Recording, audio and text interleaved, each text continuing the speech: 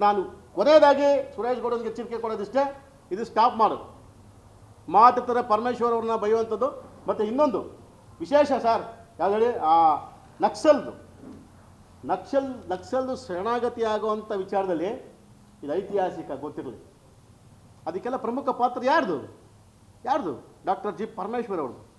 ನಕ್ಸಲರೆಲ್ಲ ಒಂದು ಕೂಡ ಕೂತ್ಕೊಂಡು ಅವ್ರದ್ದೇ ಸಂಬಂಧಗಳನ್ನ ಬೆಳೆಸಿ ಎಲ್ಲ ಈ ಕಡೆ ಶಾಂತಿಯಿಂದ ಇರಬೇಕು, ಆ ಭಾಗದಲ್ಲಿ ರೈತರಿಗೋ ಅಥವಾ ಮಕ್ಕಳಿಗೋ ಸಮಸ್ಯೆ ಆಗಬಾರ್ದು ಅನ್ನೋ ಒಂದು ಮನಸ್ಸಿಟ್ಕೊಂಡು ಕರೆಸಿ ರಾಜಿ ಮಾಡಿಸಿ ಇವತ್ತೆಲ್ಲ ಒಂದು ಕಡೆ ಎಲ್ರಿಗೂ ನ್ಯಾಯ ಸೋತ ಕೆಲಸ ಮಾಡಿದ್ರಲ್ಲ, ನಕ್ಸಲ್ ಶರಣಾಗತಿ ಮಾಡುವಂಥದ್ದು ಅವ್ರ ಡಿಪಾರ್ಟ್ಮೆಂಟ್ ಮಾಡಿರೋಂಥ ಸಾಧನೆ. ಅವರು ಇವತ್ತು ಬನ್ನಿ ಎಲ್ಲಿ ಕೂತವ್ರು ಅವರು.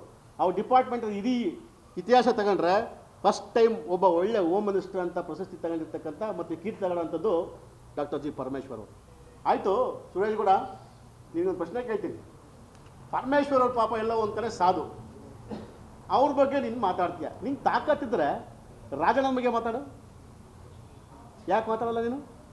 ಹಾಂ, ಸುರೇಶ್ ಗೌಡ ನಿನಗೆ ಹೇಳ್ತಾ ಹಿಂಗೆ ಕೇಳಿಸ್ಕೊ, ನೀನು ಇದನ್ನು ರಾಜಣ್ಣಂಗೆ ಮಾತಾಡು. ಆಗುತ್ತಾ ಮಾತಾಡೋಕೆ ಅವ್ರನ್ನ? ನೀನು ಸಾಧ್ಯನೇ ಇಲ್ಲ. ಯಾಕಂದ್ರೆ ಮೀಟರ್ ಆಫ್ ನಿನಗೆ ಎಲ್ಲೆಲ್ಲ ಓಟ್ ಕಟ್ಟಾಗತ್ತೆ ಅನ್ನೋ ಭಯ ನಿನಗೆ ಐತಿ. ಹಾಂ, ಮಾತಾಡಪ್ಪ ನೋಡೋಣ. ನಾವು ಪತ್ರಿಕಾಗೋಷ್ಠಿ ಕರೀತಾ ಇರಲಿಲ್ಲ.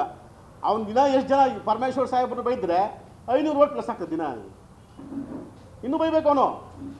ಯಾಕೆ ಗೊತ್ತಾ? ದಿನ ಬೈತಾ 500 ಓಟ್ ಜಾಸ್ತಿ ಆಗ್ತೈತೆ ನನಗೆ. ಅವ್ರು ಬೈಯೋದಕ್ಕೆ ಅವ್ರ ಅಭಿಮಾನಿಗಳವ್ರಲ್ಲ, ನಮ್ಮ MLA ಮಿನಿಸ್ಟರ್ ಬೈತಾರೆ ಅಂತ ಜೊತೆ ಅವರೇ, ನನಗೆ ಅನುಕೂಲ ಆಗ್ತೈತೆ. ರಾಜಣ್ಣ ಅವ್ರು ಬೈತಾವ್ರಿ, ರಾಜಣ್ಣನ ಅವ್ರ ಅಭಿಮಾನಿಗಳು ಜಾಸ್ತಿ ಆಗ್ತಾವೆ. ನನಗೆ ನನ್ನ ಮನೇಲಿ ಕೂತ್ರು ನನಗೆ ಅನುಕೂಲ ಆಗ್ತೈತಿ. ಲಾಸ್ ಯಾರಿಗೆ?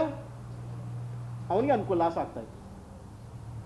ದಯವಿಟ್ಟು ಯಾವುದೇ ಕಾರಣಕ್ಕೂ ಸುರೇಶ್ ಗೌಡ ಹೋಮ್ ಮಿನಿಸ್ಟರ್ ಬಗ್ಗೆ ಎಲ್ಲ ಒಂದು ಕಡೆ ಇದ್ದರೆ ಸಾಕ್ಷಿ ಸಮೇತ ಆರೋಪ ಮಾಡು. ಅದನ್ನು ಬಿಟ್ಬಿಟ್ಟು ಕೇವಲ ನೀನು ಏನು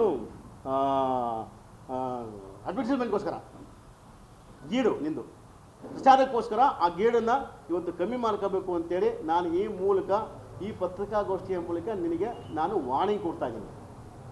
ಥ್ಯಾಂಕ್ ಯು.